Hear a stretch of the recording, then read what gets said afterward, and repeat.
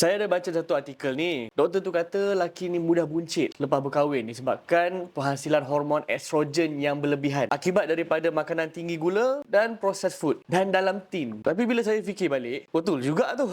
Sebab saya memang suka makanan-makanan semua tu. Tapi semenjak saya makan Kylocut ni, semakin hari semakin berat saya makin turun. Semakin hari peha saya, lengan saya dah makin kecil. Perut saya pun alhamdulillah dah makin flat.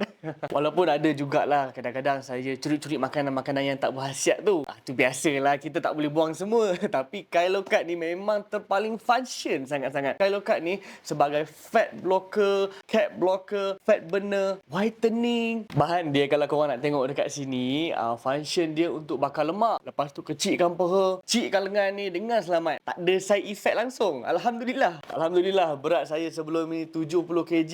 Dah turun sampai 62 kg. 8 kg saya lost dengan hanya makan Kylocut ni. So, lelaki dekat luar sana tu yang ada perut buncit, masalah berat badan dekat luar sana, boleh try Kylocut ni. Saya memang suggestkan sangat-sangat. Yang penting ambil package yang paling besar. Makan 2 bulan konsisten. Mesti menjadi. Kylocut ni barang jadi bang. Jangan lupa dapatkan barang ni. Takkan tak boleh.